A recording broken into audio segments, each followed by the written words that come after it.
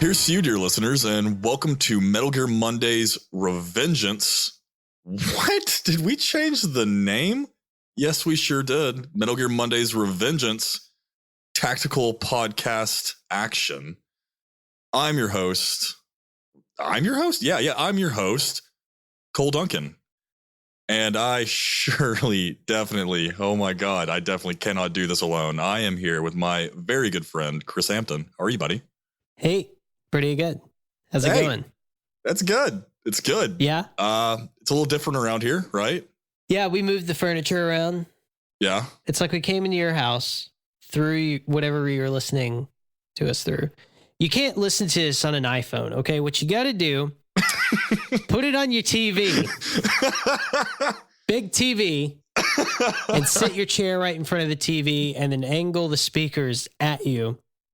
And then look into the black screen of the TV while you just hear the audio, because we don't fiddle with the video.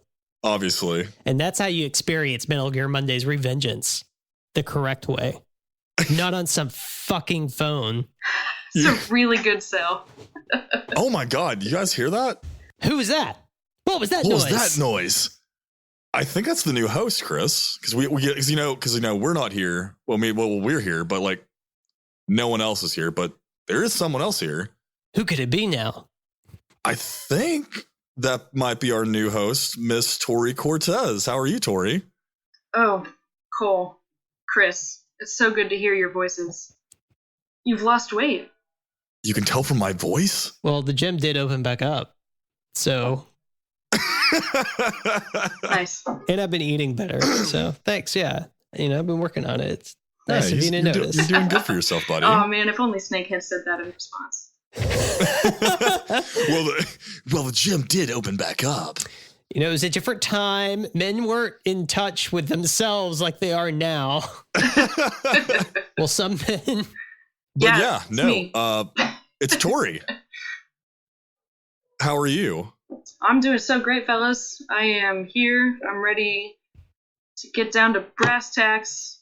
And I'm down to talk about tactical podcast action is what I think the words are. Yeah. That's it is. I had to do that take a couple times, but it is. So for reference for everyone who did not listen to our last episode, make sure you go do that. But this is Tori. Tori is a longtime listener. She's been a friend of the podcast for many years and is actually currently the moderator of our Discord. If you are interested in hopping in there, patreon.com/Metal Gear Mondays, $1 a month will give you some access. So hop in there, Bubby.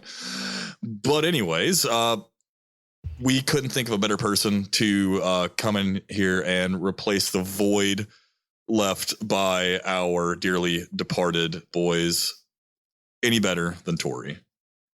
Well, I don't know that I can completely fill that huge big dick energy void, but I'm gonna do my damnedest, you guys. I'd like to point this out just because they're not on this episode and they can't stop me. The majority of the void was Sam. Zach, it was like a sliver. It was like a very, very small sliver. Yeah, coming in hot with that. Zach, I'm gonna send you a bill because we're still cleaning up the mess you made around here. It's messy in here. It's real messy in here. I mean, good God. I can't even walk around in here Rhodesian barefoot. Ranger panties still hanging up over there. I mean, they're like solid, like Frisbees, though. I know. Yeah. I've never seen solid underwear before. Like, how do you not wash? That's what I want to know. It's a weird thing to come into, do guys. Do narcs just not wash? It's a question. From where does this filth come? Because it's not natural. But with a new series, a new show, this is a true, redux, right, guys? We're doing something a little different. It is. We're taking it back, going back to the formula. Old school. And we're going back to the 1960s. Way back. With 1960s, yeah. Yeah. I'm sorry, Chris. I see you, and I'm like, I'm trying to anticipate you talking, and I'm like, do I say it, or is he pausing for dramatic effect? Yeah, no, I am, but it's okay. I've spoiled it. I've spoiled it. I'll get used to this. That's my bad. It's all good, baby. But as I have already ruined this, yes, we are talking Metal Gear Solid 3. That's where we're starting. We're going to start chronologically here. Yeah, and you know what really troubled me? As I was reading through the notes that Tori put together, which these are immaculate notes. Oh my God, they're Dr. Duncan level notes. Oh, yeah, which you will be able to find them on the Patreon. Yeah, so, consider. Huh? Yeah.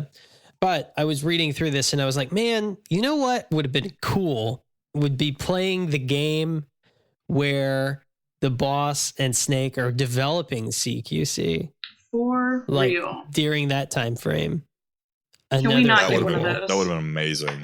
Yeah, because honestly, I'm one of those guys that's kind of fuck Solid Snake, I get it, he's cool, but also when I was like, oh, he's just a clone of this guy. Well, I want to know about this guy because his name is the boss, Big Boss, even. Big Boss, right? Big Boss, right?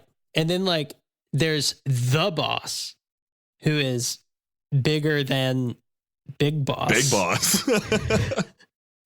Is that how it works? It doesn't sound like it should go that way, but it totally does, you guys. It totally does. But it do. Yeah. Sometimes it do be like that. Mm-hmm. And speaking of the boss, Tori, do you wanna talk about what we're gonna be talking about today? Hell yeah, guys! If you hadn't guessed, by all of the dragged out setup that we've been giving, it's the boss. The Joy, what? The founder of the infamous Cobra unit, and just all around badass.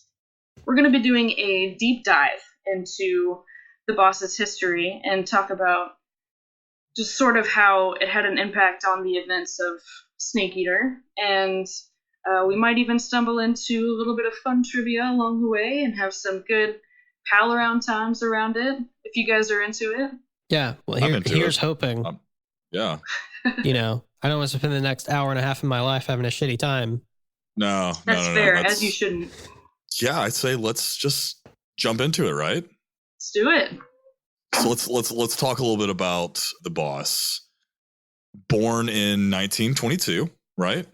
And she was a daughter to a high-ranking member of the Wiseman's Committee, who were the kind of first precursors of the philosophers, who grew up to take care of the philosophers and instructed one of the philosophers' charm schools, which I found really interesting because... So what are the charm schools? Is that some assassin academy? Are they doing some spy shit? I mean, I don't know the specifics of what constitutes the charm schools and what their missions were, but I do know it was sort of the etiquette around... Okay, so what you have to know about the Wiseman's Committee is that it was basically a big boys club for people with money and people with power. A good old boys club for people with money. Yeah. Okay, so it was you're big. I got a small dick. I got to compensate with money and power, sort of. I do declare. I'm just playing, sort of, maybe. Yes. Kinda. Basically, the boss grew up in this atmosphere. And her dad actually ended up getting her the behind-the-scenes knowledge, not necessarily with the expressed consent of the Wiseman's Committee.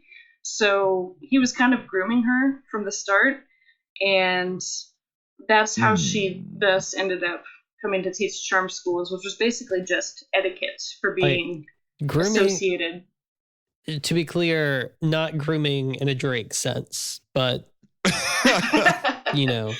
Very, very relevant, and I'm so glad you brought that up to distinguish.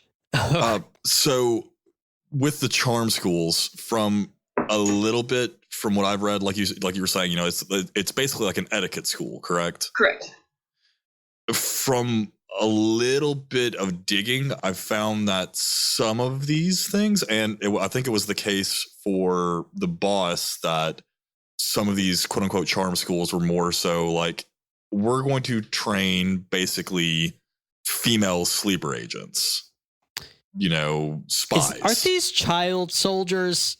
Is that what's happening here, Cole? It's basically grooming children to be espionage agents. Yes. No, Kojima willingly talk about child soldiers, would he? That's too political. No. But that's from what I've seen, just kind of doing a cursory look around, which unfortunately I can see can kind of match the time where these things occurred, or where these establishments were somewhat prevalent. Right. So all of this research was actually pretty fun for me because I was never really a history buff, but I've learned a whole lot from just doing this deep dive on it. And as you guys know, this formed after World War I, the Weizmann's Committee, and it's what eventually led to the philosophers. And like I said earlier, philosophers / Weizmann's Committee was just a group of dudes with wealth and power. And specifically between the United States, Russia, and China, as we all know from playing through Metal Gear Solid 3. Right. So, like I said earlier, her father had a lot to do with bringing her into the background knowledge of the Weizmann's Committee / the philosophers. And he ended up telling her a little bit more than they were comfortable with, which ultimately cost him his life, as it turns out. So this was a new thing that I guess I didn't pick up on. It's been so long since I played Metal Gear Solid 3. I had no idea about any of that. Right, neither had I, actually. There was a lot. For someone claiming to love the boss as much as I do, a lot of this came as a surprise to me, actually. Well, I mean, you're doing the research to really, dig deep. So I think that's the ultimate form of love right there. You're really diving in here. Hey, fair enough. I'll take it. Yeah. So yeah, basically the philosophers were the remnants of the Weizmann's Committee, the next generation.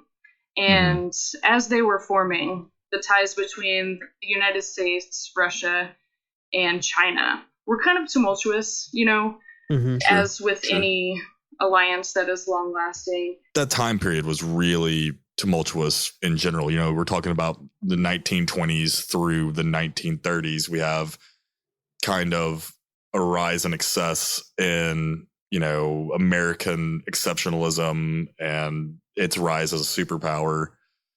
Right. And then the 1930s, which was not fun for literally anybody at all in the world. Yeah, that's true. Yeah, the 30s kind of sucked. A little bit. But we had FDR. That was great. He was a great guy. Well, I love FDR. Some things. We won't go there. Anyway. You're now tuned into the history podcast with a touch of Metal Gear. Well, just hold all this is out of the way here. This is just like Kojima writing fan fiction about the Cold War. Exactly, man. So that's the conclusion I came to as I was learning about all of this. Mind you, I have taken history courses, sort of, showed up for them. Mm-hmm.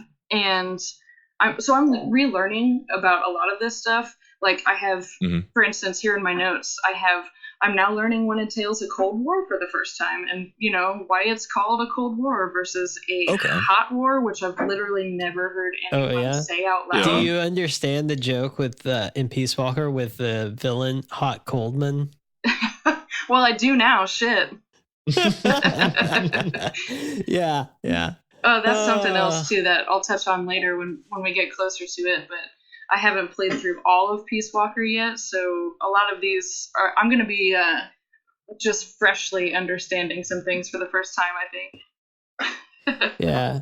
I honestly feel like this is when Kojima was like at his most creative with the Metal Gear series. Like he was just having fun with it because it's real kitschy and super campy. Exactly. Sure. You've got a whole breadth of history to just revise for your own game, just to tweak a little bit. What I loved about this was I could see, just through reading through these Wikipedia articles, I could see where he would just kind of like divert the story a little bit and make it more convenient for his will. And it's, I mean, this is basically just him rewriting what happened. And I think it's creative, and I think that adds a lot to the game for me personally. Yeah, sure. I mean, like, on those notes, like, I'm surprised that, because I mean, at the end of Metal Gear Solid 3, like you see like the full timeline from, like the Wiseman's Committee all the way to, at that point, the present in the 60s. I'm honestly surprised like Kojima didn't just go in there and say like, oh yeah, and Gavrilo Princip was actually just a pawn for the Wiseman's Committee, and he actually was supposed to go kill Archduke Franz Ferdinand and start World War One, so all of this could start. Like, I mean, I'm honestly surprised it didn't go that deep. I'm sure there's some version of this that totally did, though. There's fanfic out there, I'm sure. Oh. If there isn't, someone in this community, get on it. Absolutely, there has to be fan fiction. And send it to us. Are we going to do another fan fiction episode, you guys? I mean, I think if it's on air now, I think we've got to. Okay, cool. This is me saying we're doing another fanfic episode, you guys, in the future sometime. I've never committed that sin in my life, but I guess I'll do anything for money. So anyway, yeah, back to this fun tale unweaving. Sure. Boss's father is killed by the philosophers. Is that what you were saying? That's right. So basically, around all of this time, after the boss's father was assassinated essentially by the Wiseman's Committee, the descendants are kind of forming the philosophers. Now, at this time, the Cold War is happening. And again, that's my note here. I'm learning what a Cold War means, which essentially it's a war that doesn't involve like nuclear weapons and the threat of actual firepower raining down upon you. Right. It's a definite threat. It's just a lot of threats. There's no one actually pulling the trigger on anyone. Right. So it's a lot of behind the scenes tactical podcast espionage. Just kidding. There it is. Real espionage. So kind of the idea behind the United States and Russia and China coming together to form this philosophers group is a little bit derailed by the fact that all of those countries are also a little bit at war with each other. And specifically, obviously, Russia and United States, right? Sure. So, jumping ahead a little bit, and by the way, the end of the, as I've written it, OG crew, the Wiseman's Committee, the last of that outfit, I guess, died somewhere in the early 1930s. They weren't missing a whole lot. True. So just wanted to catch us up on the timeline because the next point in 1942 is when the boss formed the Cobra unit. Which is sick. I'm going to hop in just real quick. Please do. Because from what I'm seeing, it kind of seems like, and this kind of goes back to that kind of Kojima revisionist history, that, this power struggle between the US, the Soviets, and the Chinese had been going on for longer than, say, the actual Cold War. We have this Wiseman's Committee, who is the precursors to the philosophers, who are kind of constantly having this power struggle, which in it of itself is a kind of Cold War, maybe not on a global scale, but their influence does, influence the rest of the world. Right. So there is this kind of private Cold War going on behind the scenes. Yeah, and that's where I think this whole model of writing stories works for Kojima, because he does borrow a hell of a lot, and borrowing might even be a light word for it. He just fucking rips stories and storylines, right? But he has this fun way of weaving his own little story within them, and it doesn't, it doesn't bother me so much that the core of it is founded in other sources, I guess. Sure. Yeah, I picture Kojima, when he's watching movies or source material where some of the stuff is kind of lifted from. Do you know that part in the Virtuous mission where Snake sees the beehive? If you check the chat, I just sent the gif of it. Man, I was gonna interrupt Cole a minute ago, but I didn't want to be a dick about it. Chris, that was hilarious. That's like Kojima looking at the movies, and then he's like, that's just the idea. So Smile, yes. Right, it's all in the adorable little fucking grin he has on his face when he pulls the binoculars down, just like yeah. Honey. Oh yeah, Kojima's he's a sneaky guy for sure, but I think like the way he does it is definitely like a tribute. You know, it doesn't malign the source material at all. I think it's enhanced in accompaniment. Whoa,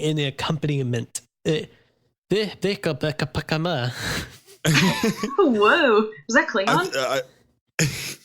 I think you're right in that he really does kind of have this kind of like wry little grin as source material. I mean, the boss is literally born the same year that the Soviet Union is formed. Yeah, it's wild, isn't it? I didn't even pick up on that. See, this is where my total lack of history retention is going to fuck me over a little bit. I'm so glad you're here, Cole. Hey, I mean, you got Chris here too. I mean, and Chris, he also studied. I can't forget Chris. I'm sorry. Don't look to me. I'm just here for the. I'm here for the drinks. But like you're saying, in 1942, she does found the Cobra unit, which is the big chunkin' boys that we see in Metal Gear Solid 3. That's her own personal unit. That name suits you. Much like my own Cobra unit. Yep, there it is. Long monologue about Cobra units. So yeah, let's see. I'm trying to decide whether I want to jump right into 1943. Because this whole thing, guys, I'm not gonna lie, I'm not 100% clear on how one thing moves to another, so I'm just gonna read it exactly as I've got it here. Yeah. Let me ask you this. Where are we getting this information from? Right? So, yeah, that's always a great question. Let's establish that real quick. Sure. This is the convergence of like 3 different Wikipedia articles. And so I tried to cobble them together as much as I could and make sense of what one was saying versus another. So this is the result of that. And please feel free to jump in there if something does seem off. Yeah, I mean, we have to like kind of just piecemeal the information from like some of this game, some of that game, like an item description in this other game. And like, right. There's no like cohesive history. Because there's Konami, if you want to make a quick buck, just put one out. There you go. Yes, there's even a mention of a character from another game in the series, which we'll get to a little down the line. But yeah, I cobbled them together as best as I could. And anybody that's listening, if you've got a correction for me, I'll gladly accept it. It's just for the sake of understanding this storyline and timeline better, because it's a lot. Sure. So 1943, the boss is ordered to assassinate a scientist that had a hand in the Manhattan Project because there was suspicion that he was a Nazi spy. So just before she was sent on this mission, she found out she was pregnant. And for those of you who are familiar with the events of Metal Gear Solid 3, you'll know, spoiler, that it's by the Sorrow. Chris, I just love your note here so much that I want to give you an opportunity to jump in here if you want to talk about it. Yeah, I think the boss likes the sad boys. Yeah, the Sorrow is like King Sad Boy. He is. The man cries blood. I mean, he is sad boy. Let me put it to you this way. If we're going off of like Big Boss is the student of the boss, in Metal Gear Solid 5, you can play New Order in your helicopter. And like, you kind of get your music taste from your parents. So I'm just putting it out here that the boss was into some goth, I think. I mean, and let's be real here. I mean, like, Ocelot never complains about the music. Oh, is that another spoiler? Yeah. I'm sorry.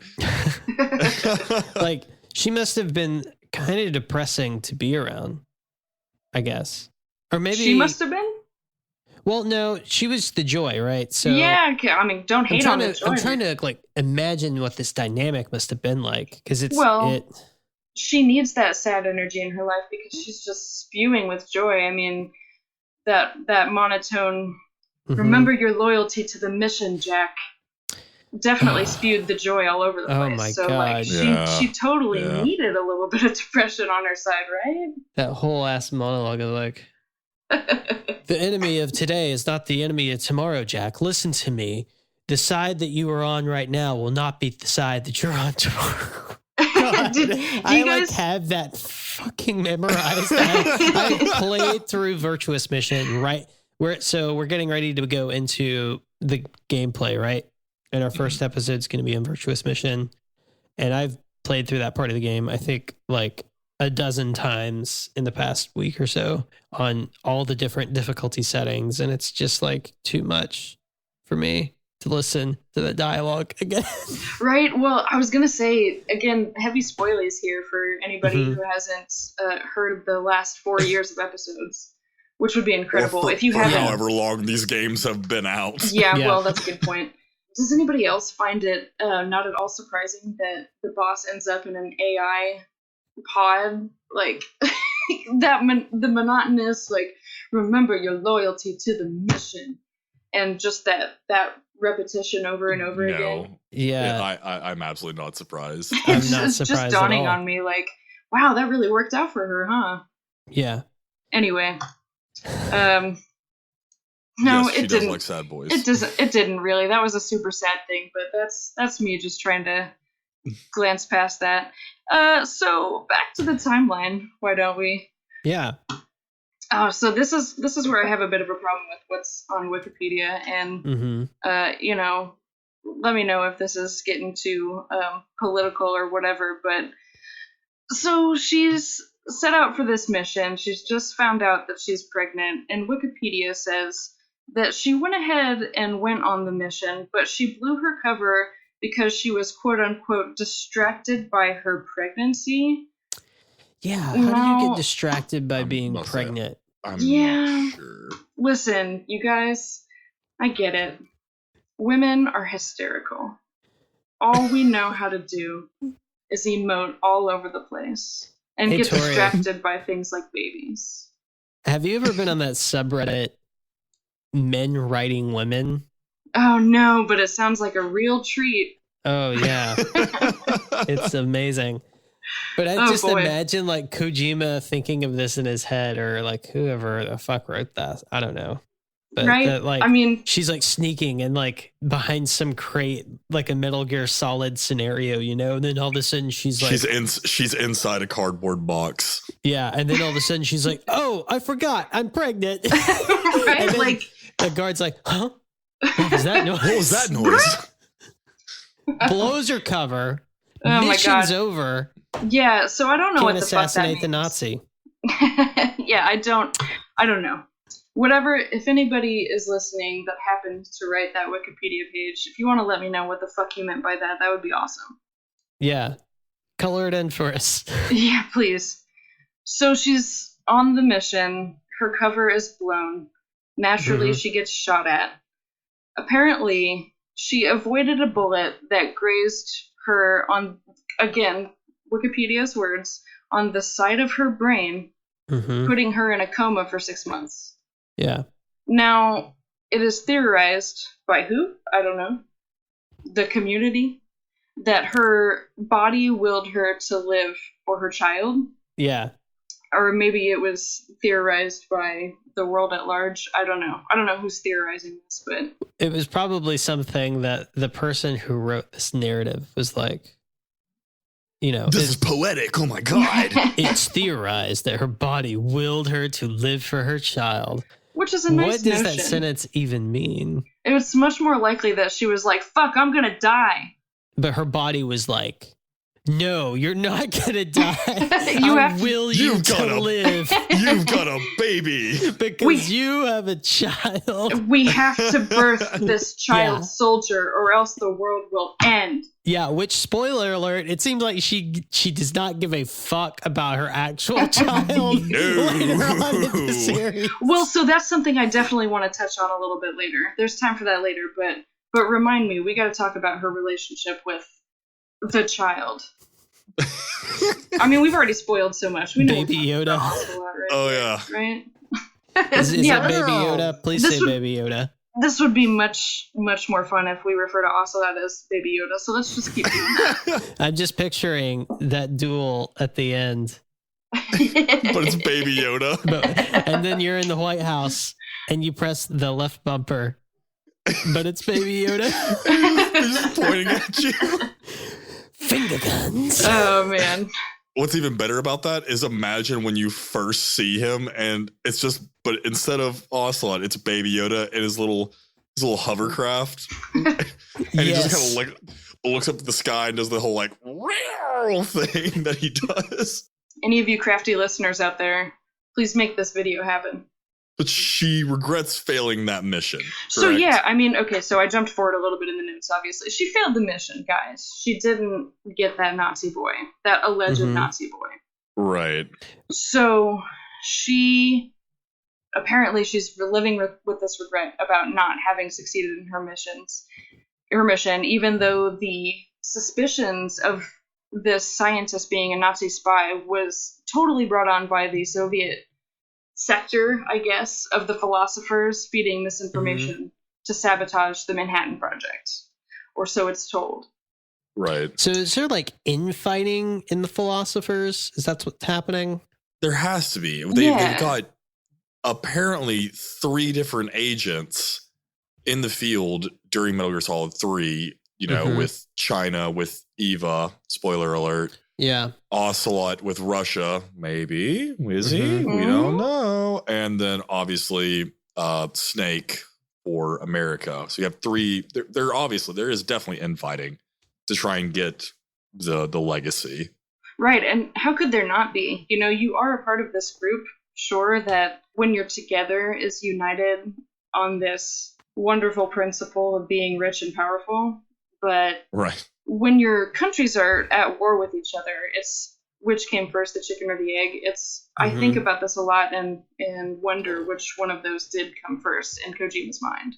Well, maybe if we could illuminate it with some actual history, there's like in World War I, for the first time, Europeans are fighting each other. And like, Cole, you would remember this from your father's history course. That like there was this like crisis of, I don't know what you would call it, like conscience, because these were like neighbors and like family members that they were fighting against, and like Sure. I mean, the whole thing with World War I, though, was that the Europeans, to our European listeners, this is no surprise, for, you know, the better part of a lot of history were fighting each other for land and influence and whatnot. But the First World War was just brought on by a ton of under the table deals, you know, that created the powder keg that one assassination sparked. A lot of the kind of underlaying themes of Metal Gear kind of follow that, with the shadowy cabal of very influential people and very powerful people also making under the table deals to try and backstab each other. Track's pretty heavy. We've got these guys trying to sabotage the Manhattan Project, which, if you aren't aware, the Manhattan Project was the American endeavor to create the first nuclear bomb. oh yeah, I remember that. Yeah. I mean, it happened right here in Tennessee. I mean, Oak Ridge. No Parts shit. of it did, for sure. Yep. Wow, Yeah. I'm such a noob at history. Okay, I'm going to learn a lot, you guys. I'm so excited. But yeah, I mean, all these themes of backdoor dealings and underhandedness and going behind your supposed allies' backs aren't new themes in the grand scheme of things, you know? Right. That's for damn sure. I'll tell you that. Right. And it's a bummer, too, that, I mean, maybe not. Maybe it's not a bummer. Maybe it just is what it is. Well, look at our own times with like the misinformation in Russia and the media and all that stuff. Like, sure, shit's chaotic. And which is, I think, a reason I'm so excited to be covering this right now, because every piece of media I'm turning to lately has something to do with what's happening right now. And it keeps pointing me back to this, which is, I don't know, maybe it's some fresh hell, or maybe it's good that, maybe it's a better point of view that it's good I have some things to turn to, book-wise, game-wise. I think, fresh hell is European extreme. Yeah, that's a good point. Again, the boss was living with some regret about the fact that she couldn't carry out her mission, despite the fact that she was fed misinformation from the Soviet sector. And so much to the point that she felt like it was directly her responsibility that the Cold War ended up breaking out. And I put this down for a reason, because I think it is important to track what her motivations are for carrying out her final mission and the emotions that are involved here. So, jumping forward a little bit, in 1944, she had led her Cobra unit to victory at the Battle of Normandy. And Cole, I'm definitely going to have you jump in here too. Yeah, sure. For sure. To give us a little background on that. Yeah, I mean, Battle of Normandy, that's D-Day. That is the Allied invasion of France. So literally, the boss is still pregnant. Going to France, going to Juno Beach, goes into labor on D-Day. Yeah. On the beach. Oh God. Oh, I said the phrase. What? I said on the beach. Yep. I did. I tried. Our story begins. Don't you dare! Don't you fucking dare! Nobody even led you there. Sam. Stop! We're not there. We're not talking about that fucking game. I'm gonna strike that from the record right now. Absolutely not. Just like Mario and Princess Peach. God damn it! Oh, she goes into labor after being shot in the gut this time on the beaches of Normandy during the Allied invasion. Right, so this absolute warrior, just 1 year prior, right? 1 year prior? Yes. Yep. She was on a mission where she avoided getting assassinated fully with a bullet, but it grazes her brain, right? Putting her in a coma. The very next mission she goes on, it sounds like, she's storming the beachhead. And she takes a bullet to the gut. And not only does she take a bullet to the gut, but she gives birth right then and there. Yeah. You guys, can we just take a moment to appreciate what kind of, talk about fresh hell. Good God, man. Absolutely fresh hell. I mean, I assume, I don't know how, it's a video game, Cole. Maybe have some, room for some fudging here, but it's an amphibious landing. She's storming a beach with the Cobra unit. She's running up against pillboxes full of German machine gunners. Takes a bullet in the stomach with her child in there. The trauma induces labor. Yeah. And she gives birth on the beach of Normandy. That's insane. Yeah, firstly, how lucky are she and her baby to have survived that at all? Absolutely. There is a not even a million chance for that. Right? That's insane. So that's some shit. And if that wasn't enough, naturally, soon after this mission, the philosophers take her baby away from her, which, listen, I'm not a mother by natural birth. I'm a stepmom, so, there's something there, but I cannot fathom what it would be like to give birth on the battlefield to a child that you had with the man you were in love with, and spoiler, eventually have to assassinate, Mm-hmm. and then lose that baby. Not even, I don't know how long it was after, actually. I don't have a timeline there. It must have been very soon after. Yeah, I mean, too soon, no matter what Yeah. the timeline is. I mean, just because I don't believe like Ocelot knew. See, that's okay. So that's what I want to get into later. So let's table that for a minute, because I have a whole section where I want to talk about. Yeah, let's come back to that. Of course, yeah. So you know, we're moving through, you know, that. So D-Day happens in 1944. We're 1 year away from the Second World War ending, with the final, you know, really 44. That's VE Day happens in 44. Right.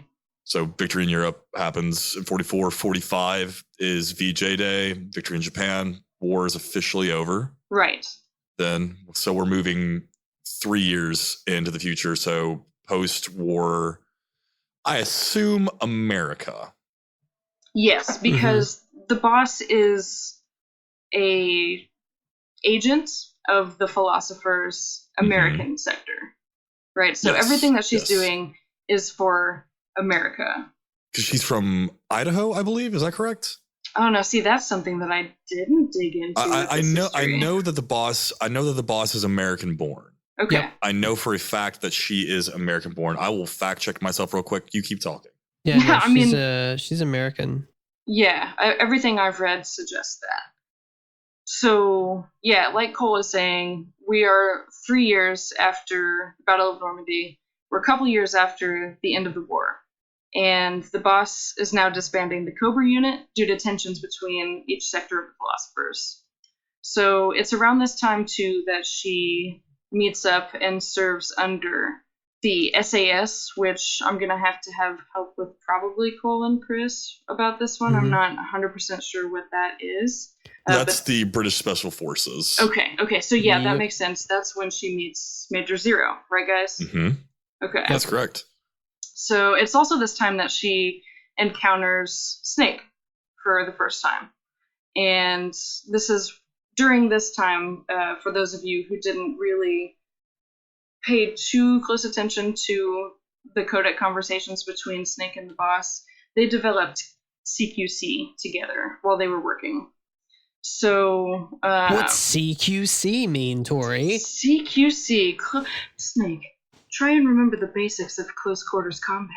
Oh, God, you're so good at that. Thank you. I've been working on it. I'm not going to lie. She is American. I don't know where I got Idaho from, but she is American. It is confirmed. Boss is American. Sorry. Check. Please tell us about CQC. So close quarters combat, right? It's in the game. We can talk a little bit more about this later, and I'm sure a lot during this whole series, but it feels pretty limited in this game, and I won't go too much into that now, but it's basically any maneuver that can happen in close quarters. So nothing at range. It's when you've got your knife and or pistol in hand, and you would favor the pistol or your own hands over the gun, right? Right. So there's takedowns, there's holding your... Yeah. I did a little look into CQC because I am that much of a nerd. Hell yeah. Recently. CQC obviously is not a real martial art, believe it or not. But from what a lot of people who are much more experienced with martial arts have said online, is that it is much more akin to like an MMA, mixed martial art. A lot of judo. Okay. You know, you see a lot of that with, you know, Snake, you know, stepping in and grabbing his opponent by their shirt and, you know, tripping. A lot of throws. Hell yeah. Are based off of old judo techniques. A little bit of jujitsu, where with the striking is concerned, with, you know, these kind of wide palm smacks to the side of the head to kind of, you know, disorientate. There's some taekwondo in there as well. There is just a big mix of stuff going there. There's a little bit of Muay Thai where, you know, we're dealing with, you know, Snake kicking the leg out from underneath his opponent. So it's a big blend of different martial arts, which I think reflects the boss's actual experience being this kind of world-renowned soldier. Yeah, definitely. Which is important because, as many of you who've already played the game know, and as we'll discover here pretty shortly, the boss fucking owns at CQC. She really kicks ass. Like, for someone who had a hand in developing this style of, I don't know, tactical action, Snake sucks at it compared to the boss. Like, holy shit. Oh, Lord, yeah. I mean, he's like a first grader who's just getting into, like, his first karate class going up against, I don't know, like Anderson Silva. I mean, it's bad. Right, and to some extent I understand that, and it makes sense because in more ways than one, Snake is a protege of the boss. He's not quite at her level, but goddamn, for someone who helped her develop, you'd think he'd be just a little bit better at it. I feel like he helped develop it in the way that, like, she kind of already had it already figured out for the most part. Yeah. Right. And then Snake was kind of the training tool that she Are you used. just suggesting that he was a punching bag while she was figuring out all these combat moves? I'm definitely suggesting that. Oh, my God. For sure. I mean, I'm not saying that Big Boss isn't a, battle-hardened soldier who can hold his own, but sure. Jesus Christ. I mean, she absolutely just wipes the floor with him every single time. Every single time, you guys. And also, she has experience on him. At least, 20 years worth of experience just beating the hell out of people. Yeah. I think, where she saw, because, Snake is a Green Beret. They go through extensive combat training, hand-to-hand combat training. She's the mother of the special forces, though. Mm-hmm. Yeah, Snake was a punching bag, for sure. Right, exactly. And he never stops being her punching bag, basically, until the end of the game. I was like, well, I mean... Big Boss really just gets the shit kicked out of him a lot, being honest. He does. I mean, if I'm Big Boss, which I am in the game. You are. Yeah, Big Boss is getting the shit kicked out of him all the time. Yeah. Again, this is probably something we'll cover when we play the games, but it just tickles me to no end. It amuses me, but it also frustrates me as the player. Like, I think that's a wonderful feature of the game because, like, dude, you're not going to fucking juke on your mentor. She's going to be better than you. No, she's going to slam dunk on you 90% of the time. For real. So, yes. Now, that being said, I was always curious about this, like I started this out with. How could they have developed this together if Snake sucks at it so majorly throughout this game? So I was just curious about how this came together, and this is really neither here nor there, but like Cole said, Snake, Jack / John, however you want to refer to him, fought in the Korean War, apparently, as a U.S. soldier, helping to drive the invading North Koreans out of South Korea. And again, if this is factual, well, as factual as game lore can be. As a game can be. Right. If this is legit and not just some bullshit somebody put on Wikipedia, I just found that really interesting because every time I've ever played this game, including the very first time I played it, I just, like, God damn, this guy is green. Like, has he done anything? Does this painting waste know what he's doing? Right? Like, I had to always wonder how tested he was. So coming across this little tidbit was really interesting to me. Here he is, just another man coming into the situation, and he looks into this one mission that it turns out he was set up to win anyway by a woman who gets no recognition, and all of a sudden he's the boss. Fucking preach, Chris, preach. I will say this to Snake's defense. I believe I was speaking with Zach, about this because Zach has much more of a military history mind than I do. Right. And he has much more military knowledge than I do. We were talking about, at the end of Metal Gear Solid 3, where Snake is being pinned with, I believe it's the Distinguished Metal Cross. Yeah. I think that's what Zach said. The Distinguished Metal Cross is, hey, it's damn near on par with the Congressional Medal of Honor, but it can be presented and awarded privately. And in that scene, we do see all of Snake's achievements, all of his awards that, he has earned in the military on his chest, as he's being pinned. And from what I remember, Zach said, he does have quite a distinguished record. And the only war that I think that he could have gotten those awards in, or, where the rank that he was at that point was from that war. So I don't know if saying that Snake is green is the right thing. I think the right thing to say is Jesus Christ. No, I like Jesus Cross. That's good. Jesus Christ. The boss is just a motherfucker not to be reckoned with. I mean, she is just insanely talented, insanely deadly. For sure. Extremely capable. I mean, this isn't to say that like Big Boss is a pain in the waist, right? Like he actually did serve. He did covert ops in Vietnam, and then he was in the Green Beret. But the fact that the boss can just handle him like a noodle, and here he is, this badass Green Beret guy. He's experienced enough. He should be able to hold his own. Sure. And he's still getting the shit kicked out of him. The boss is really this big dramatic tool that Kojima uses in a way that he just doesn't seem to recapture with other characters in the series. I can't think of another character that's as revered in the mythology as the boss. Yeah, that's a really good point. No, I agree with that. She just fucking owns, guys. Goddamn. Okay, so that was a little bit of a sidetrack, but right, the central question here being, how did the boss and Snake really come together to form the CQC action that they end up founding together?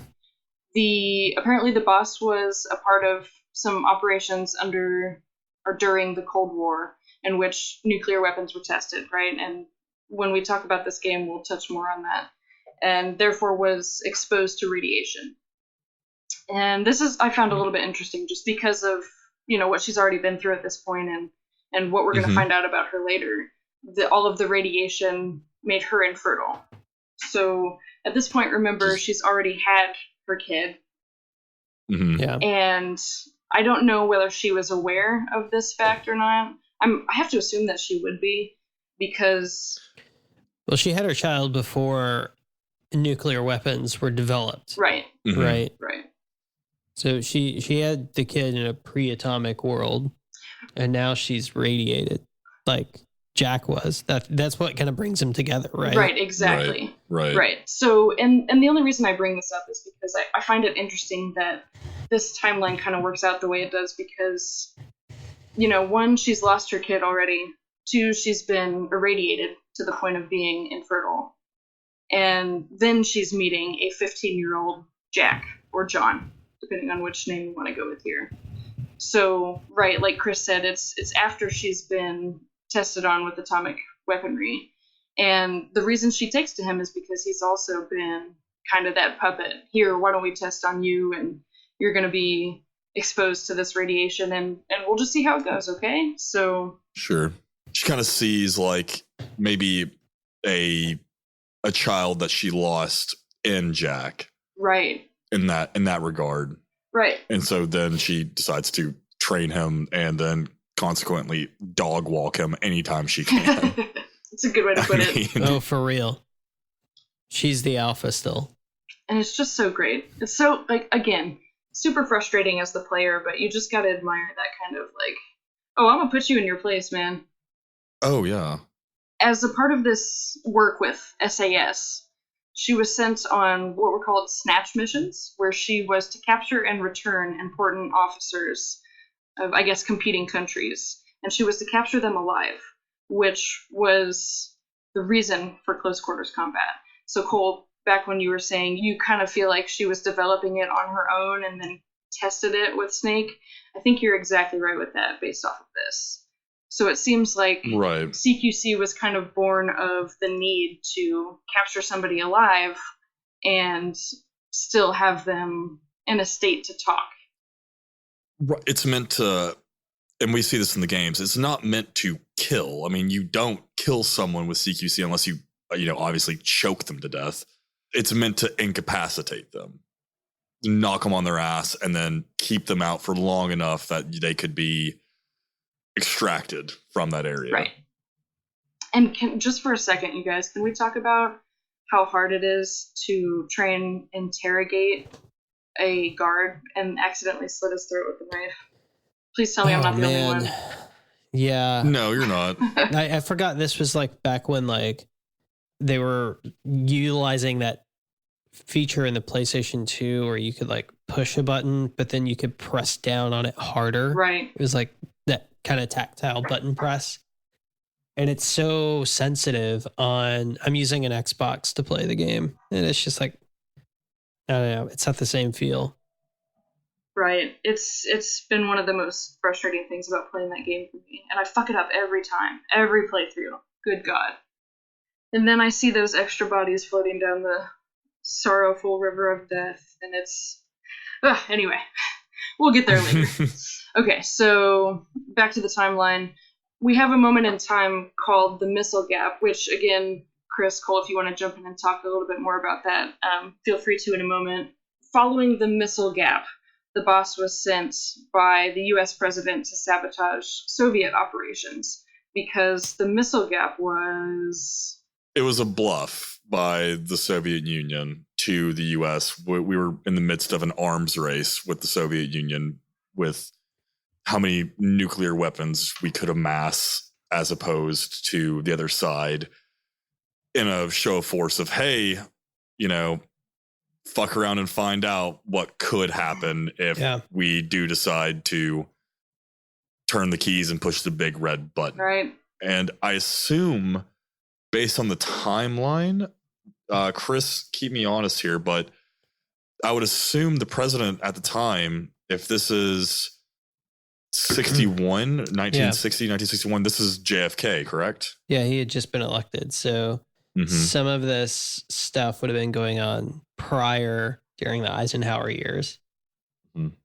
If Eisenhower was, I think like this is the problem with the Metal Gear timeline, because it says like Kennedy's the president and he's assassinated. And then like Johnson's the president in 3. And it talks about Nixon. So was Nixon president during like Peace Walker? Is that what happened? I believe so. Yes. Yeah. Because let's see, Kennedy was president in 61. Yeah. And then the 70s was Nixon. And then Reagan would have been like Metal Gear Solid 5. Mm-hmm. And then it like changes on you. It's like George Sears was president. And who? And then they had another President Johnson in 2. So Yep. Yeah.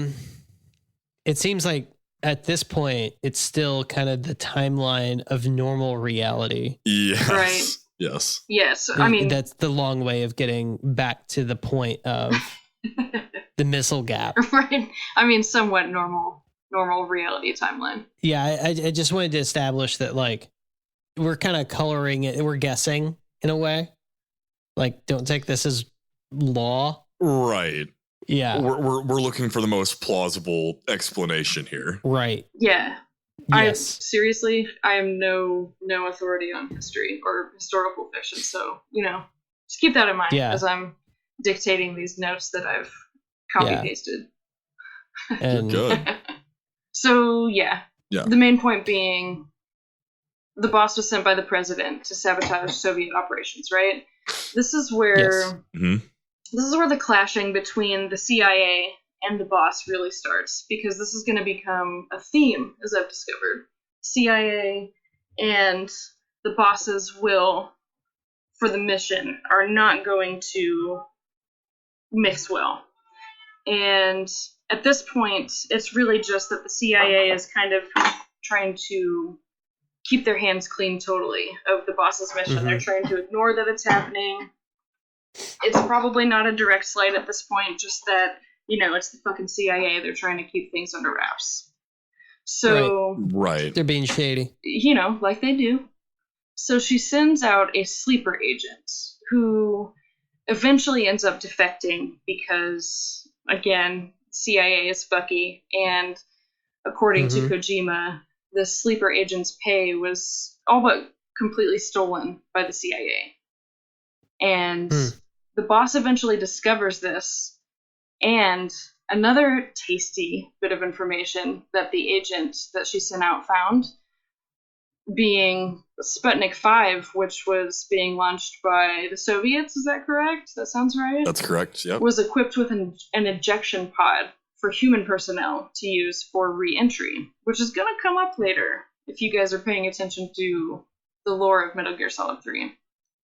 Okay. I thought that was important information to have handy.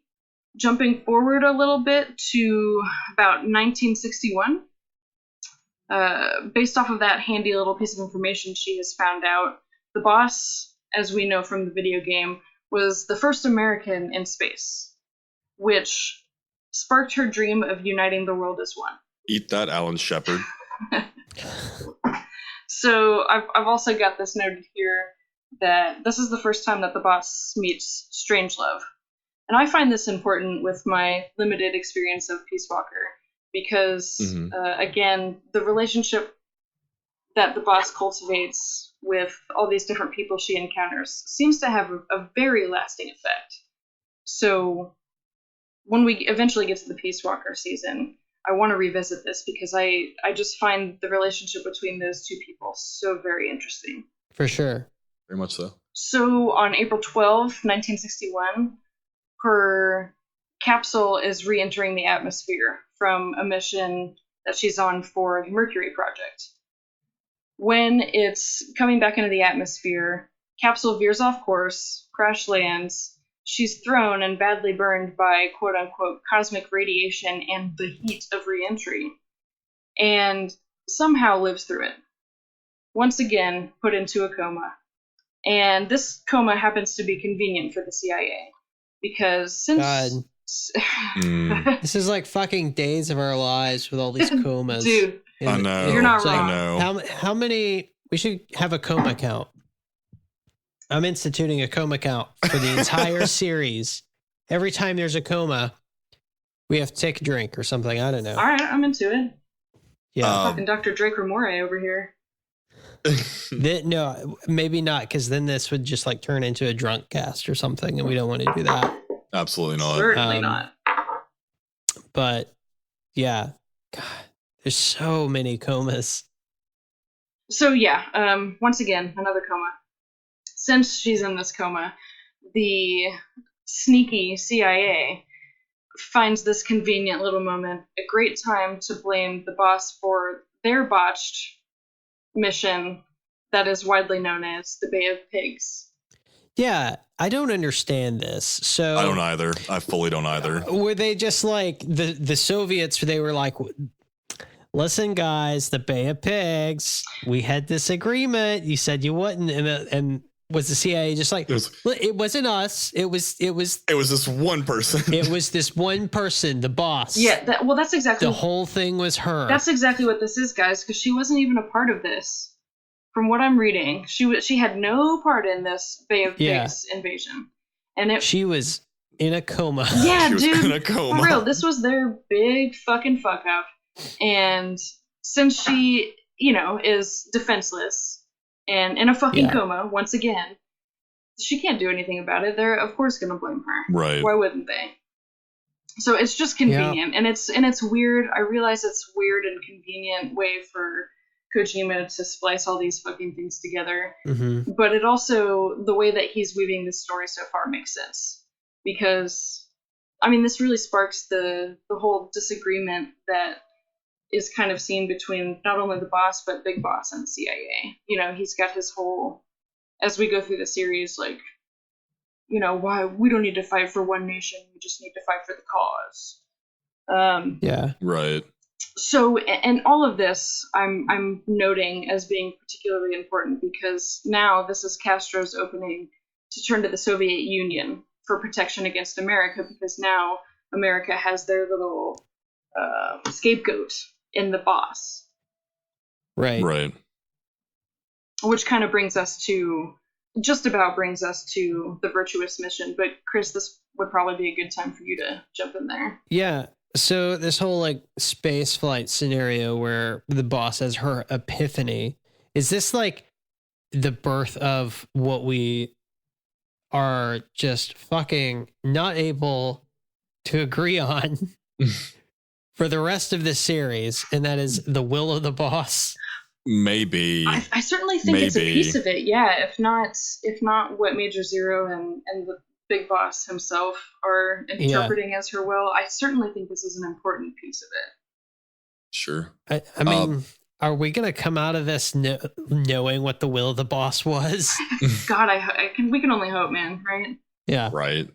I'll jump in on that as well with the space thing, because April 12th, 1961, it's such a, like, Kojima doesn't really do, he does a lot of things just kind of, you know, offhanded, and then he does a lot of things very particular, and I think he does a lot of things very particular in this game, especially with like the backstory.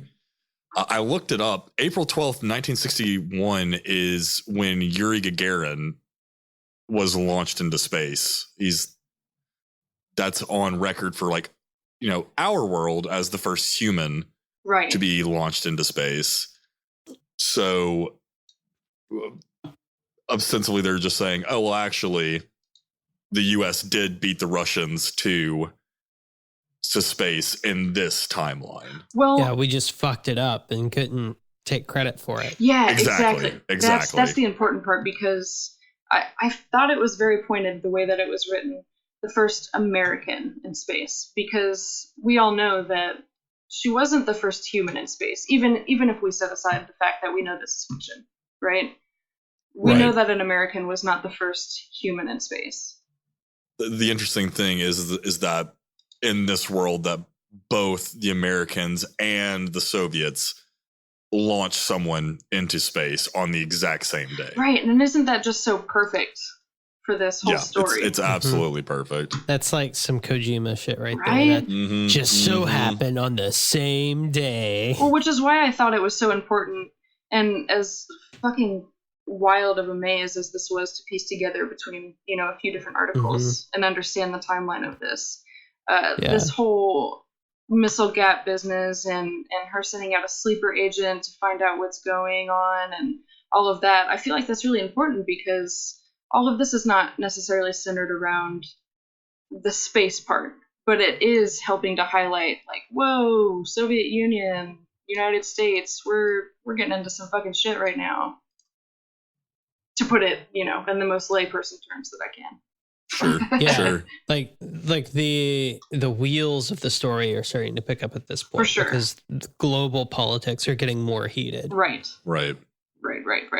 So all of this is a very long and drawn out way to say that. Mm-hmm. And it's interesting that, like, I think from a storytelling perspective, Kojima has decided to use the momentum of events in history to drive his story. Yeah, exactly. Which relies pretty heavily on these events. Right.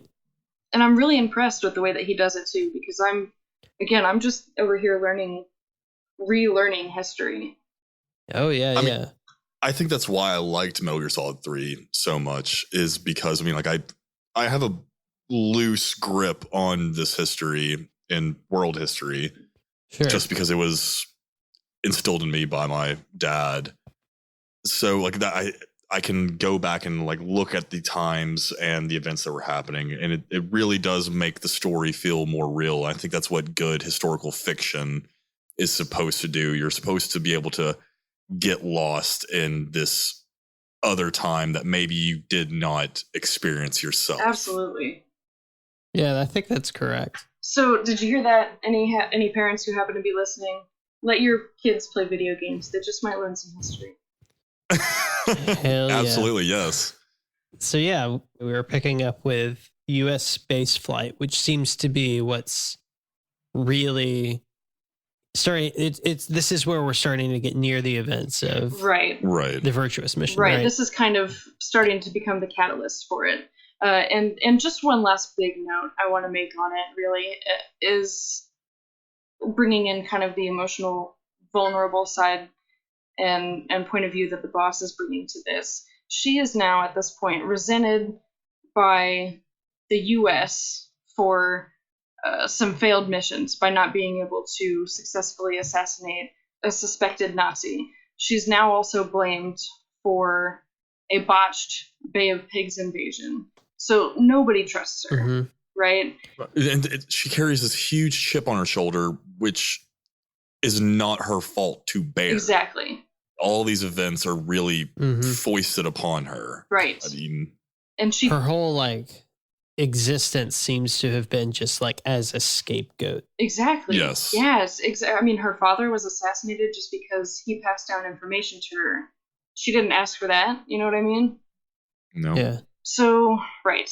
It's at this point that the Soviet sector of the philosophers have discovered her sleeper agent. And unfortunately, this discovery was made by the Sorrow, who didn't know that the agent was sent by the boss, but nonetheless was expected to carry out a retaliation.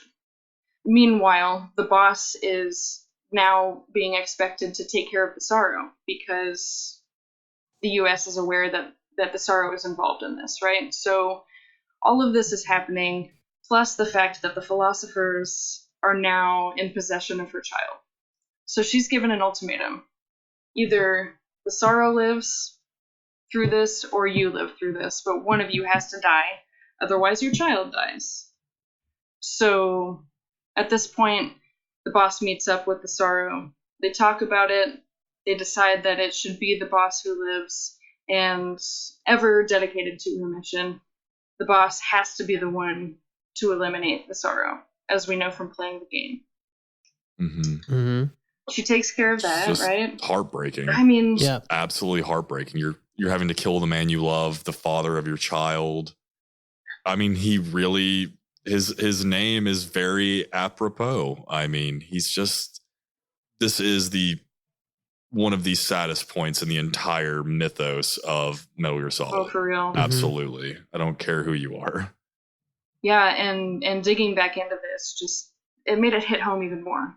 Because I don't know who else out there is like me, but when playing this game, it's hard to take all of this in and really take into account the weight of it all. You know what I mean?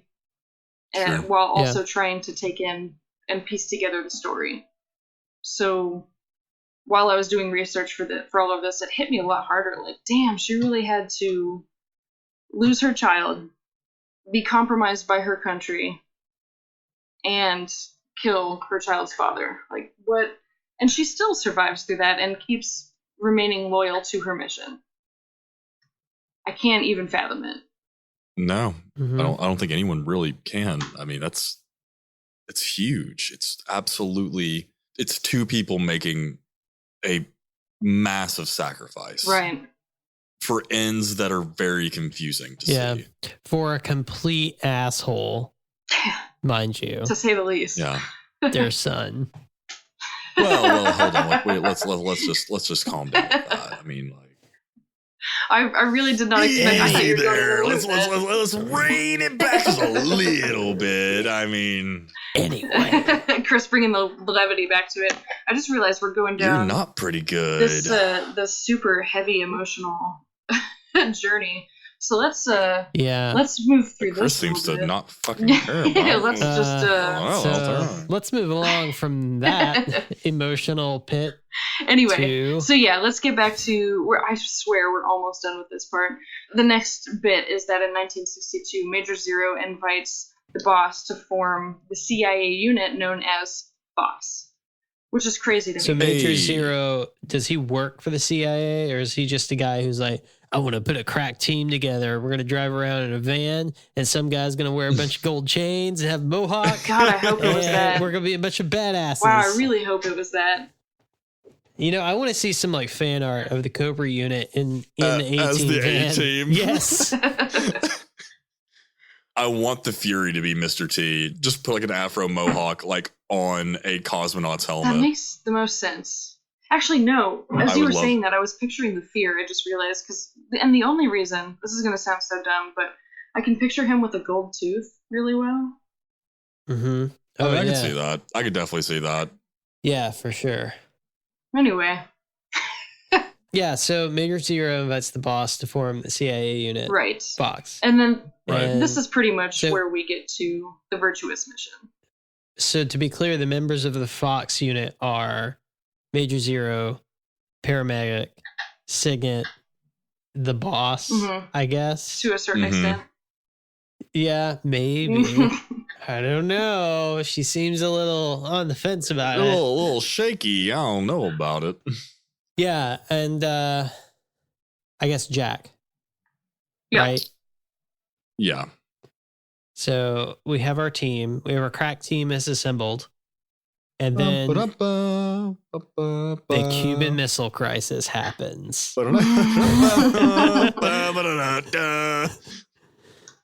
Which, yeah, I mean, we hear a lot about this at the beginning of the game, but to sum it up, the U.S. discovered that Russian ships were exporting missiles to Cuba, and, you know, obviously it's like, whoa, that's, you know, that doesn't...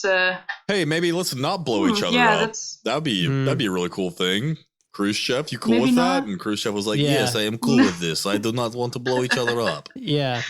Which we later learn that they made this deal, but that's not the real deal. The real deal was for a Russian scientist. Hey, I mean, like, listen, if you give me Sokolov, maybe I pretend that all of this goes on the table. Yes? Okay, good. Thank you. I like your hair. Oh, so uncanny cool. Oh my God. I do a great Khrushchev impersonation. I'll be at your local comedy club. Yes, your local comedy club.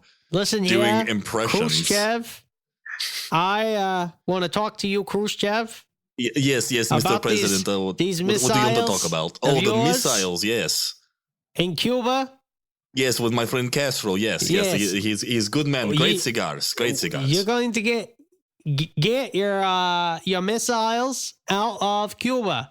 Okay, that's what you're going to do. I hear your point. I do hear your point, Mr. President. And I like to make deals if that is okay with you. Yes. All right. So you have one of my scientists. He's a big prize scientist. I need him back in my country. He jumped over the curtain, as it were. I don't know how that had happened. Maybe what? You know. Hold on a second. What's that, Johnson?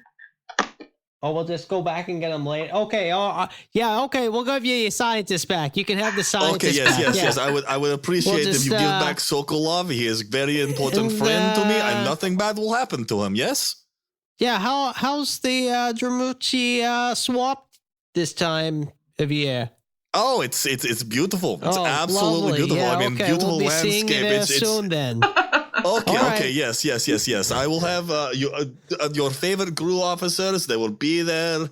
It will be a great show. Okay, say hello to the missus for me, yes? Okay, yeah. Which one, Marilyn or... Oh my God. Oh, you guys. Okay. I didn't want that to stop. How did we get that far into that? Tune into the PC for more of me and Chris doing impersonations of world leaders. I just want you guys to know that I restrained myself from jumping in there with a good old Donnie boy. I was so cool. I know that would have been chronologically very inaccurate, but it sounded like a good idea at the time. Why not? I'm so glad I didn't, though, because that was just a treat to hear. This timeline's already messed up enough. Shit. But as we said, Sokolov is eventually returned to the Soviet Union. And if, by that beautiful, beautiful reenactment, that is what does begin the Virtuous Mission. Yeah. And do you know why it's called the Virtuous Mission? Why is it called the Chris, Virtuous talk about Mission? This one. Please tell me, Chris. So, why is it called the Virtuous Mission? The Snake. They're inserting our man Snake here into the Virgin Cliffs. Please go on. Yeah. And they do this twice. So Oh yes. yeah. But it's virtuous. I'm so glad you brought that up. And I suspect we'll talk about this again when we start talking about Metal Gear Solid 3, but I've fucking busted up because I never noticed this line.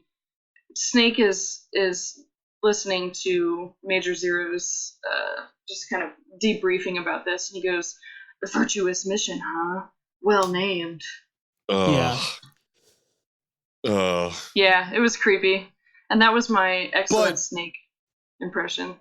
That is where the Virtuous Mission does begin. And if you want to hear more about that, we will be talking about that on the next episode. We don't want to spoil too much for you. We got to give you a little something to little tasty treat to come back for. Oh yeah.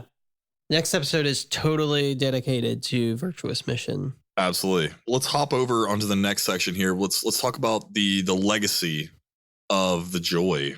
First and foremost, she wants Jack / John, however you want to. I'm going to keep calling him Jack. I like Jack. It's better. Too. She wanted Jack to understand her tragic story and avoid going down the same road. That's pretty maternal, honestly. If that isn't a just key piece of parenting, I don't know what is. So sweet. That's true, yeah. I don't know what any bit of parenting is. I'm not a parent personally. I mean, that sounds about right. Yeah, I think that's true. I think that Jack is like, the sad part of it is that he doesn't. I know. And that's the frustrating part. Like a It fucking is. stubborn child. Exactly. Yeah. The will of the boss really, I think, might have been just peace for him to avoid being vilified by history like she has.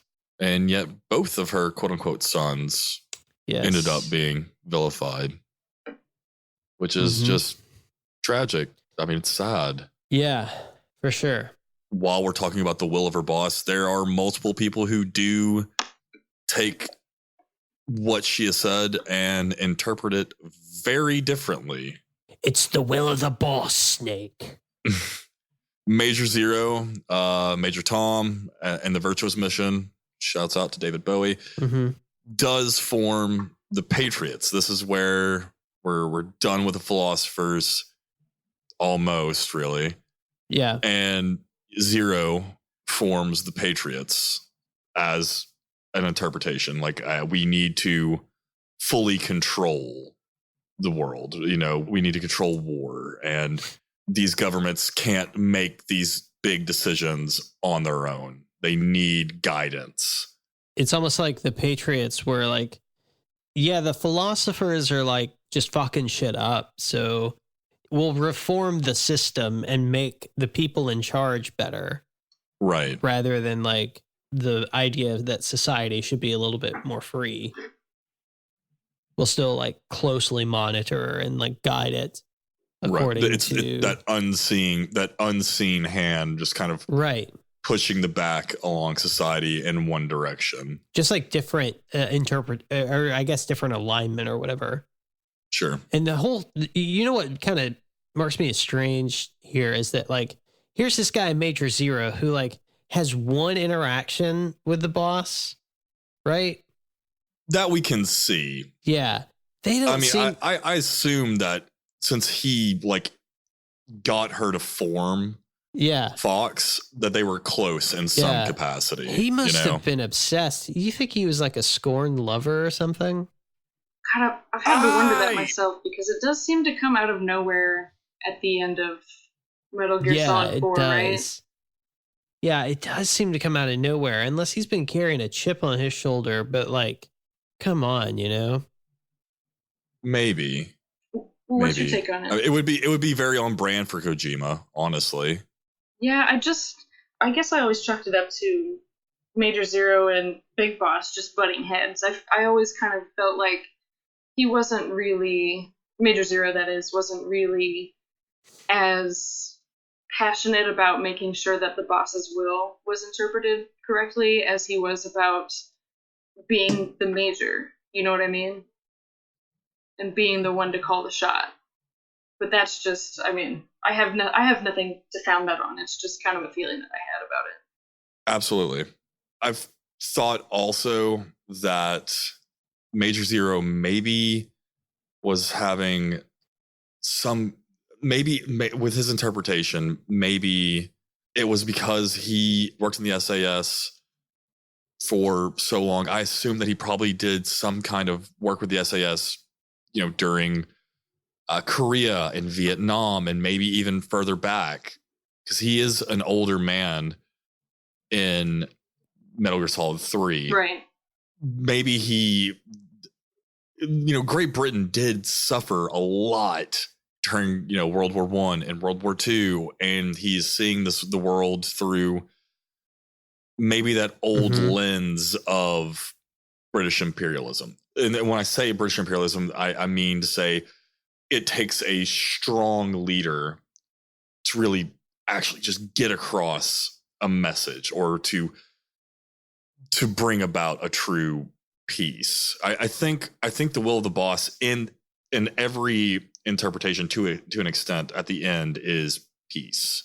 Yeah, that's my interpretation, possibly from at least Zero's side. Mm-hmm. Yeah, I could see that. I think it's a reasonable, or maybe not reasonable, but logical. It's logical. I don't think it's reasonable. I will say I don't think anyone in the series was reasonable. Yeah, that's a damn true statement for sure. So we have the Patriots, and then we have MSF, right? Right. Because Big Boss is like, no, you don't understand. She was my mom. It's not a phase, Dad. It's like, you understand that this is the real will of the boss. Right. Which is Militaire Sans Frontières. That's it. Did I butcher that? I think you got it. Oh, thank you. Militaire Sans Frontières. Sounded smooth as fuck. Hey. Oh, man. Yeah, so he's like, the Patriots are a misinterpretation of the boss's will.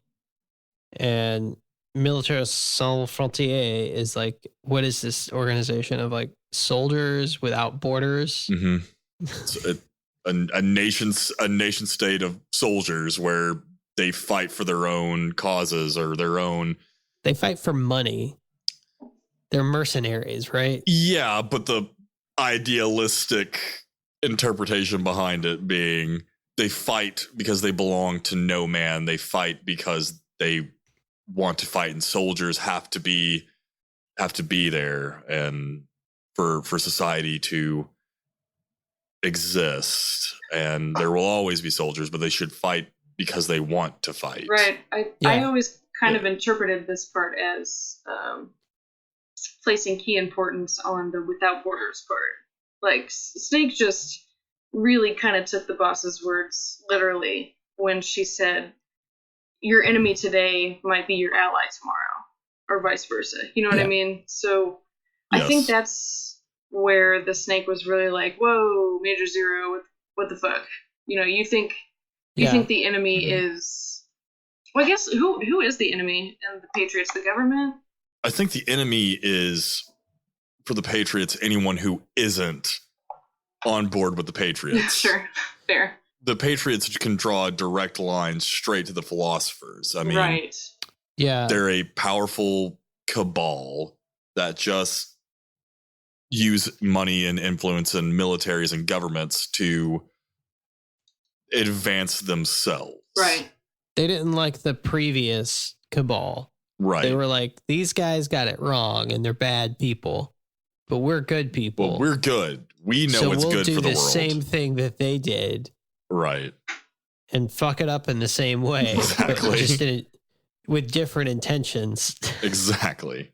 But yeah, I think you're exactly right on that, Tori. I think that it's the sans frontières that is most important to Big Boss's interpretation. And we see a lot of that in Metal Gear Solid 5. I mean, he's just snagging Soviets left and right to come join his little island paradise out in the Seychelles. Yeah, I think we should maybe talk about now the boss and her boys. Right? Boss and her boys. Yeah. We got two boys. We got two gun-toting animal named boys eventually. We've got a Damska, my boy. Mm-hmm. That's your boy? That's my boy. Fuck you, Chris. Oh, what? You were talking shit about my boy earlier. Well, he's just a mixer, okay? Easy. Adamska, Shalashaska Sure. to some, Ocelot Sure. to others, Major Ocelot to you. Nice. Okay. And eventually Revolver Ocelot, and then finally, well, not finally, then Liquid Ocelot, and then finally Ocelot Oh. or Adam. Oh, yeah. But then you have, her real son, her chosen son. Okay. Like the one she actually cared about and gave advice to. You don't think she cared about the son that was ripped from Fighting her words. by the philosophers? Apparently not. I mean, she doesn't ever talk about him. Here we have the Spends her all the time with Major Snake. Zero Okay. versus Apparently. Big Boss duel going down right in this discussion. I love it.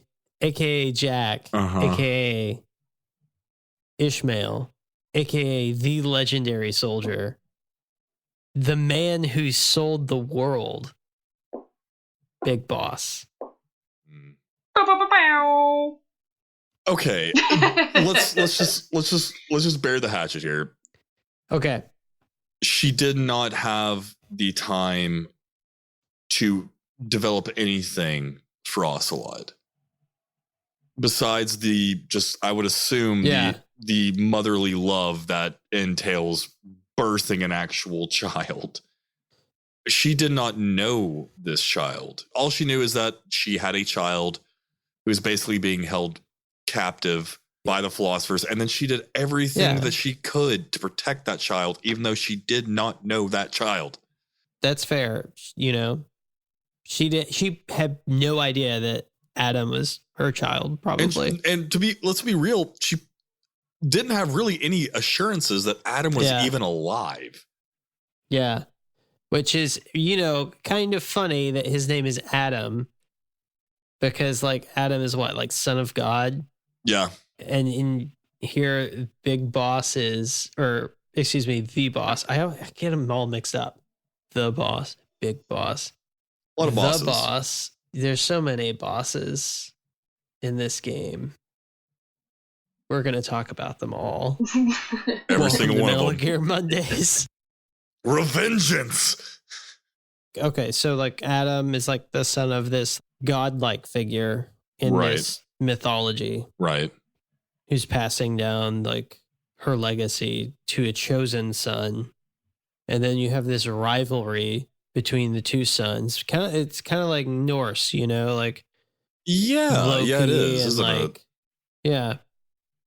Like a Loki and Thor situation going on. Hell yeah. Oh, we could get into that. And this is so delicious, too, to watch play out, because you can see them have this. Again, not to get too much into what we're going to be talking about in a couple weeks, but to watch them have this love-hate relationship with each other, because you can see them clearly admire each other, but they're also very much competing. You know what we find out, once again, spoiler, I'm done saying spoiler alert. Alessio, I get it. I get why you got tired of saying it. These games are old, so if you have not played any of them, highly recommend it. But once again, we are going to spoil some things in these deep dive discussions. They're on the same side. Exactly. They were always on the same side, throughout Metal Gear Solid 3. We've got these, gunfights with Ocelot, and, we have the first, big interaction with him at the end of the Virtuous mission, and they are on the same side. Ocelot was Adam, the code name Adam. He was the special sleeper agent sent in. And then, we see their relationship more so in, 5, where Ocelot is a pivotal figure with MSF. Mm-hmm. But they are always kind of vying with each other for some kind of for some level of respect with each other. So this is where I wanted to jump back to that. Does Adam know? Does Ocelot know his relationship with the boss? Because in some circumstances that you see during the game, it seems very much so that he does, but does he? I'm not entirely sure. Yeah, and some listener would if you know, if I'm missing something, please like write in, tweet me something, let me know where I'm having I'm drawing a blank here, but I don't recall a moment where he reflects upon his mother.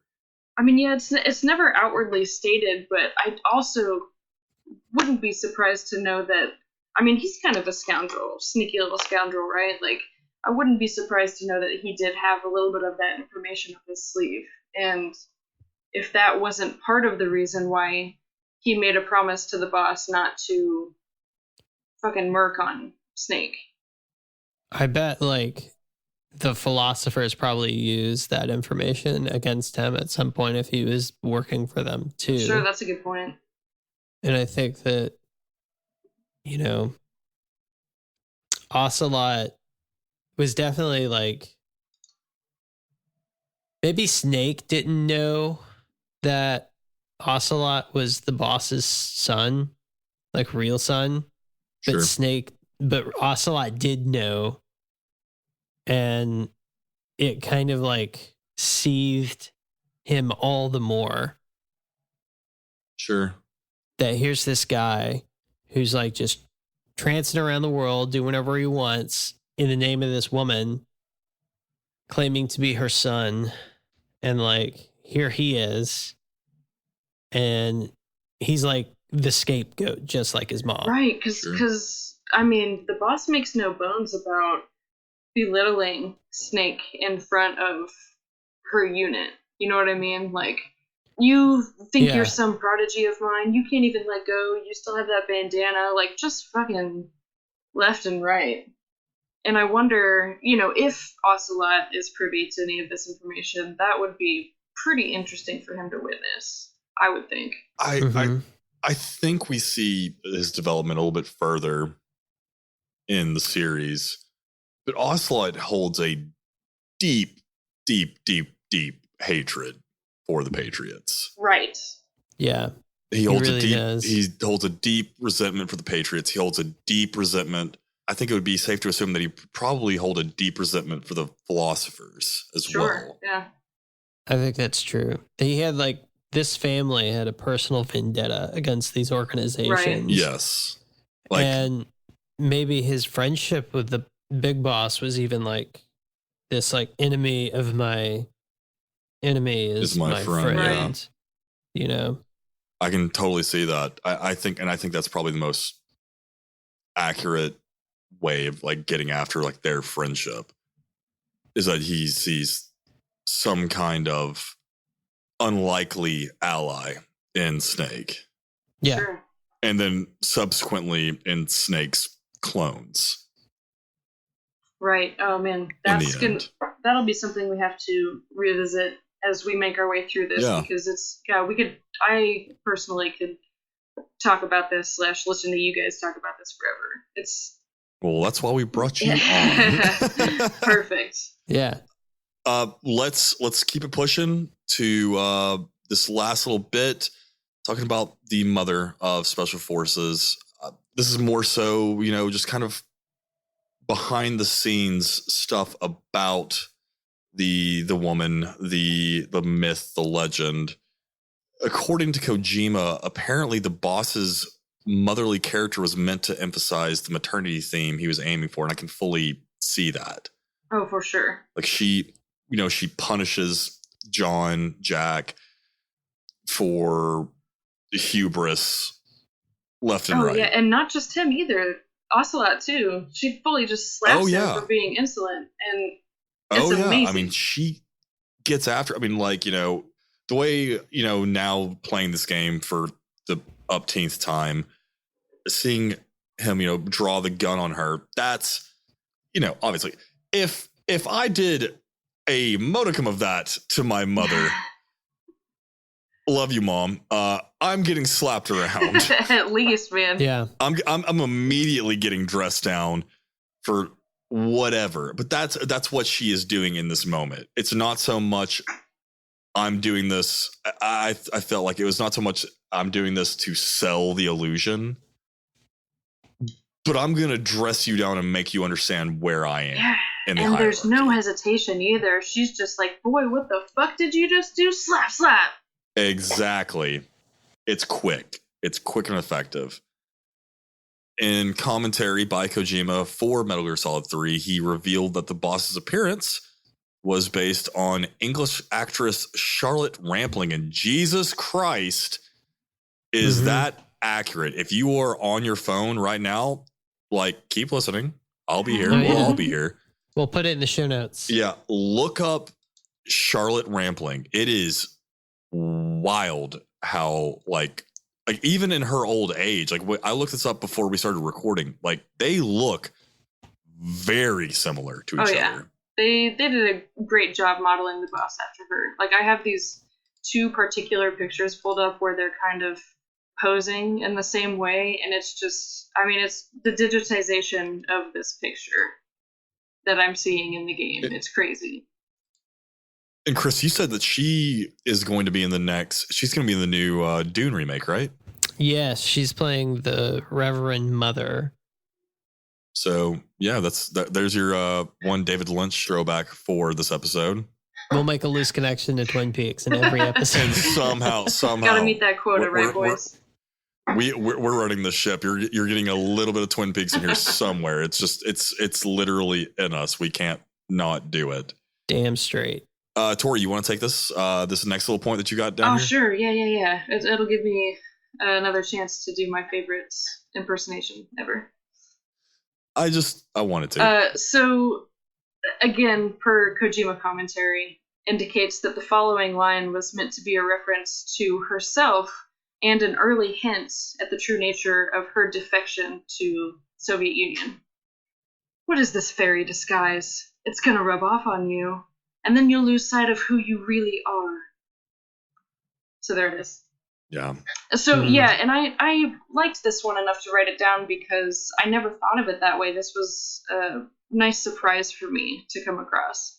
Because when you think about it, yeah, she really is talking to both Snake as she pulls off his fairy disguise, looking at you, Raiden.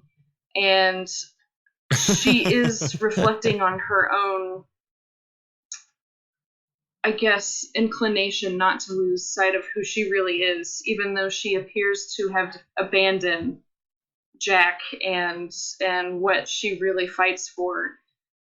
That's kind of like a little nod to her to keep true to the mission and keep true to who she has been fighting for all along, which is herself, I guess, and Jack in a loose sense. I never thought of this line that way until you brought it up.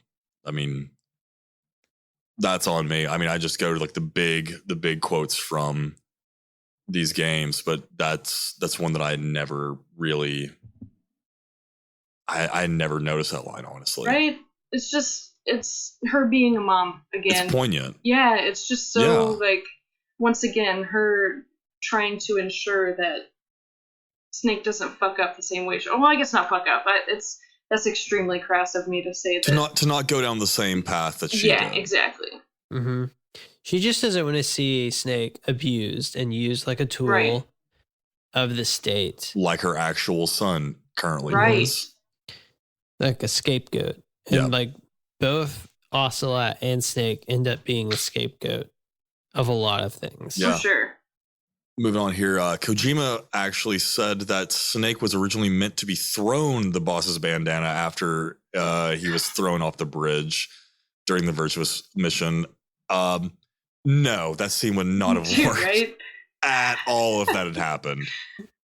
It reminds me of the Twin Snakes cut of whatever fucking cutscene that is when Solid Snake is literally jumping and what does he do? A little jump off of the He does missile, like a flip, jump right? off the missile. Like, nah, Yeah. man, you can't say that that's perfectly set up that way and it just worked out.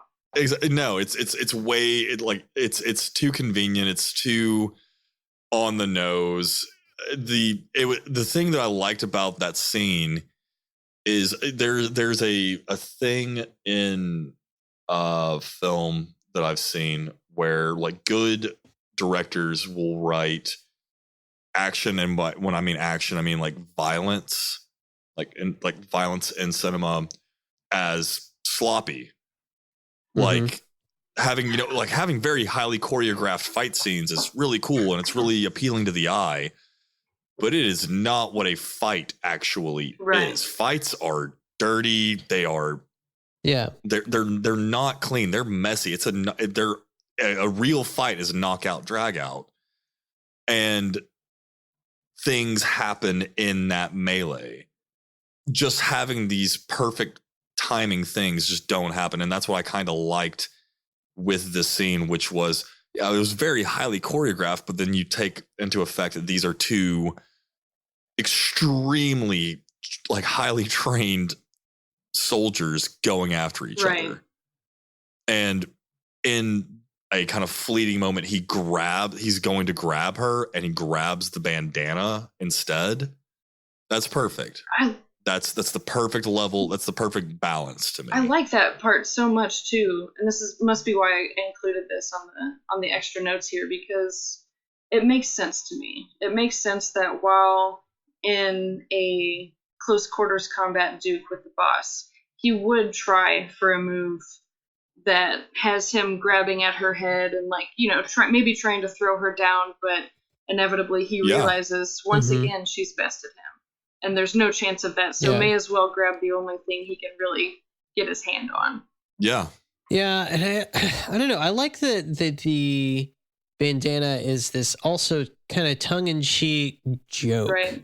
Because it's a reference to the item where you get like unlimited ammo, right? Sure.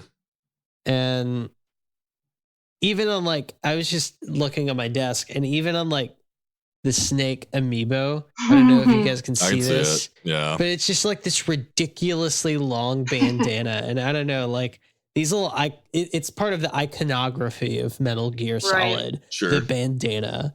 And it's like passing your mantle from the mentor to the mentee. So while she was also dressing him down, she was also making a reference of this, oh, you hold on to that because I passed my mantle down to you or whatever. But everything I was stupid before, and now I'm defecting, so my opinions are changing. So I think it was her kind of a coding message to Snake that this isn't what you seem. Even in the early parts of Virtuous Mission, which we'll get into later, you go into these conversations and she's trying to send him a message, Yeah.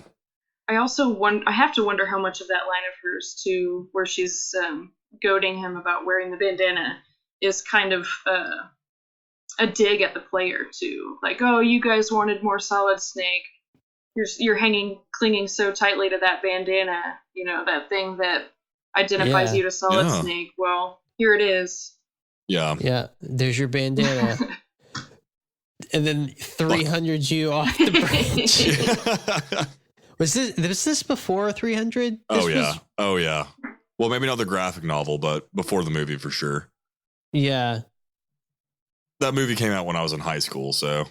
Yeah, you were in high school in a different time than I was. Yeah. So that makes sense. Okay. I was about to be whoa, hold on a minute. Badass moment though, for sure. Oh yeah. Yeah. Oh yeah, for sure. This is just I can't wait to dive into the series and also talk more about the relationship here, because so much of it is told in this story really well in this game. Agreed. Yeah, I think this game has the best story moments for the series. Super agreed. Honestly. And luckily, this last little bit was not included in that story, where Kojima indicated that in the final battle with the boss, that she originally would have had her shooting goggles to, quote, hide her tears. What No, the fuck? absolutely not. Ouch. It hurts.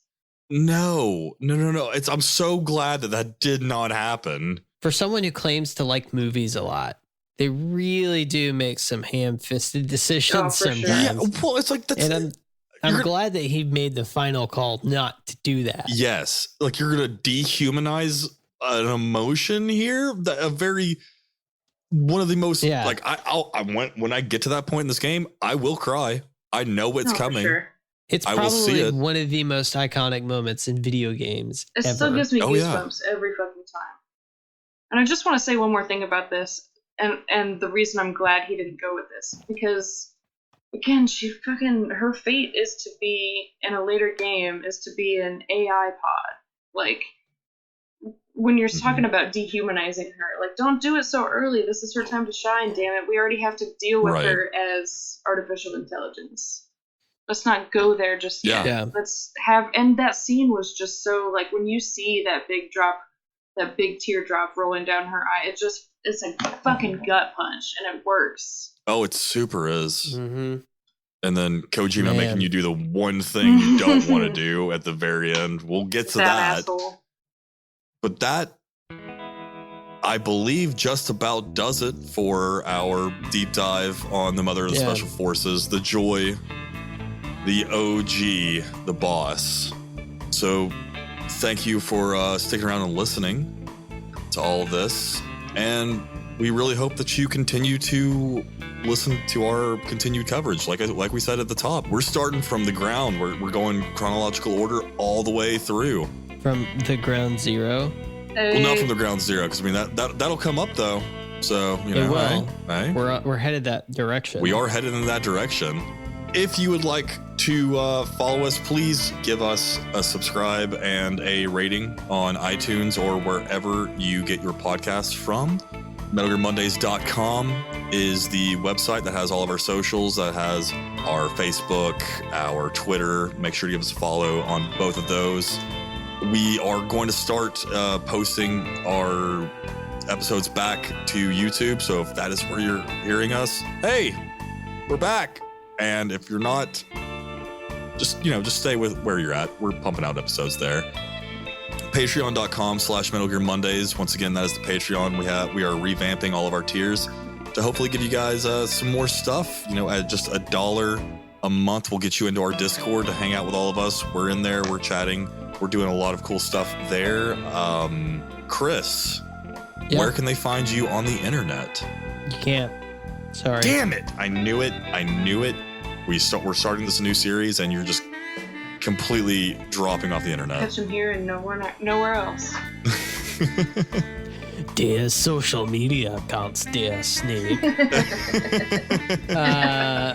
You can find me on most social media platforms at Chris Hampton II.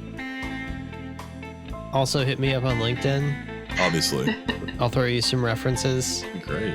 You guys can give me references based on my awful podcasting skills. Chris is going to be writing one of those really weird blog posts on LinkedIn that a lot of CEOs do to really, quote unquote, motivate their employees. Yeah. The ones that are like 3 sentences spaced out. So you have to click the see more. Yep. And then it's just a wall of text, but you've already committed. So you're reading it and they gotcha. Chris Hampton's 5 simple steps to success. If you follow these 5 simple steps, you'll make $1 million. All you got to do is... Step 1, click to see more. ... Done. Easy. Tori, where can all these good people find you on the internet? You can catch me on, Twitter, on Instagram, PSN, Steam, all under some variation of Young Neil. That's YNGNEIL. And I'll underwhelm you with some posts about my animals or some other shit. Awesome. I would also like to throw out here, I forgot at the top, the MGM store is still going, so bit.ly/MGM store. We've got all those designs that we had in the past season and all the seasons before. They're all still up there, so hop in there, check some of those out. And you can find me on the internet on Instagram at Subterranean Homesick Brews, on Twitter at I am Cole Duncan, and on PSN as I am Cole Duncan. I know that I have been slacking on that. I finally got my my PlayStation back up and loaded. I got my Vita, so I accepted a couple friend requests the other day. So if you are wanting to hang out, come check that out. I'm also announcing that, occasionally I do stream. That's also at Cole Duncan on Twitch. And we will be doing a little bit of streaming coming soon. We're going to be getting our own Metal Gear Mondays Twitch account. So hell yeah. Be on the lookout for that. Hell yeah. Guys, This has been great. It's a new series. It is. New faces. Some old faces. But mostly voices. Something new, something blue, something borrowed. I don't know what the wedding thing is. Something blue. It's I know there's something blue in there. I don't know why. You had like 2/3 of it. Or what, it's like 3/4 of it? something old, something new, something borrowed, something blue, right? Yeah, you were pretty much there. Yeah. Yeah, look at that. So we need I'm gonna borrow something. Blue? Okay. So we have to end this, right? We've done It's Just a Box, and we can't do that anymore. No. I feel like that would undermine all the work that our predecessors did. We can't do I feel like we have a connection or something, because no, we're not doing that anymore. Yeah. But going forward into this new season, I'm feeling energized. I'm hyped up.